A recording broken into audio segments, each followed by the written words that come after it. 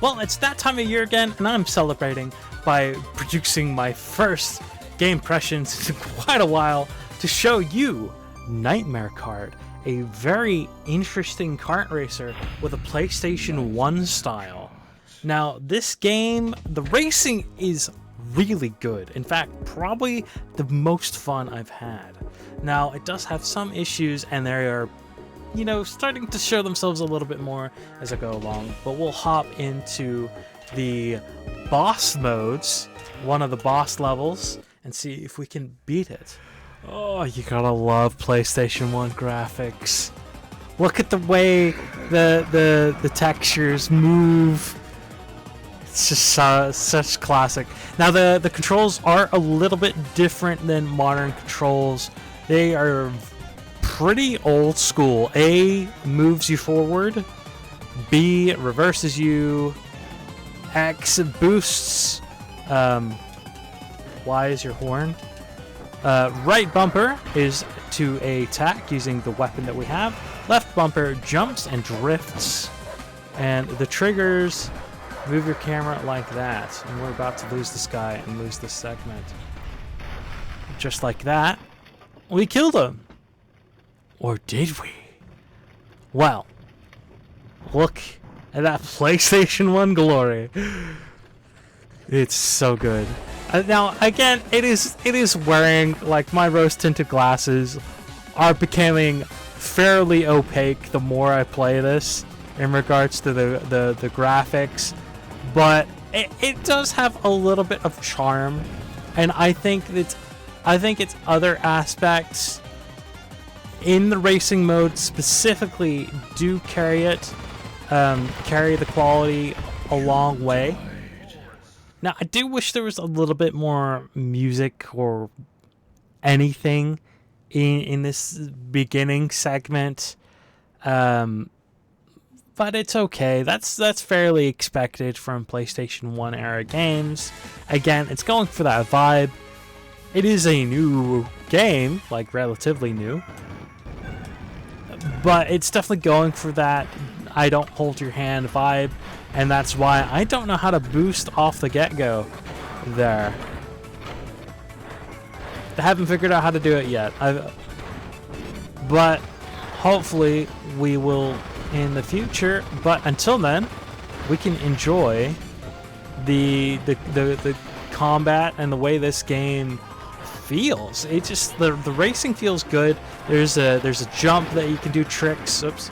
There's jumps that you can do tricks off of ramps. Now, it only works to increase your boost off of the ramps with the blue lights on top of it. So, like, you jump there, it doesn't boost you there. It does boost you off of those blue light ramps, and it gives you the potions, which is that little blue vial on the right that's flashing, because I don't have enough to give me that boost. You can also drift boost like that. And we're not doing so hot here. Oh, there we go. We have our melee weapon, which also boosts us a little bit. We'll go ahead and jump trick to get as much boost off this as possible. Really interesting map, this one. Not entirely sure I liked how that went. And I've been caught on a few things in the terrain that doesn't look like I should get caught on now. So that, again, that's the old style kind of rearing its ugly head a little bit.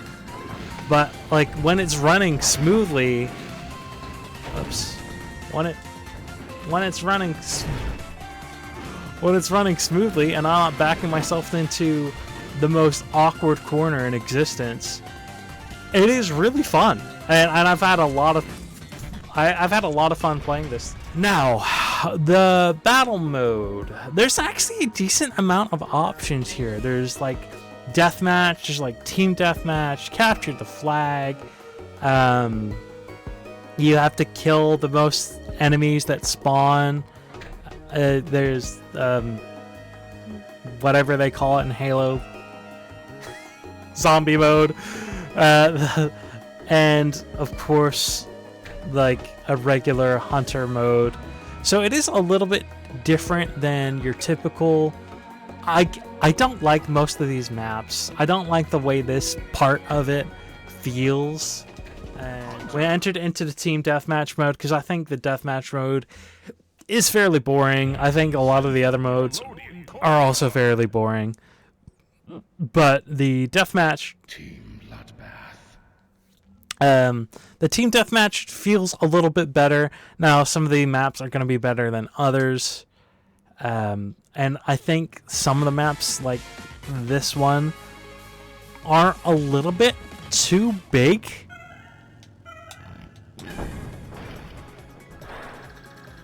I guess that's not too bad. Actually, that's not terrible. I do wish the map was clearer on the left. That way I could see exactly where these turns are. Again, it gives the AI an unfair advantage and makes it difficult for you to plan routes to attack non-AI combatants. Now, you can also spam the ramps a little bit here and cheese them a little bit if you need to change directions. You can time jumps. Oh, maybe not on this map. You can on one of the other maps. You can time the jump and it'll launch you in the opposite direction. So it's a good way to turn yourself around quickly if you need to get away from someone. Now, I do wish these modes were a little bit longer, because it doesn't feel like you really get to do much, especially in these big maps. Like the smaller ones, it definitely feels a little bit more close and contentious. And I think part of it is to do part of the problem here is the rendering distance. So this is definitely a weakness of this game, but I think overall it's pretty good. The racing feels good. It's free. The theme is awesome. I like the PlayStation 1 feel. I know that's not going to be for everyone, but the only downside is the boss mode, which I found boring, and again, somehow haven't beaten after my first attempt, and the battle mode. But I think there's enough here to warrant you checking it out. But I hope you enjoyed, and I'll see you on the next one.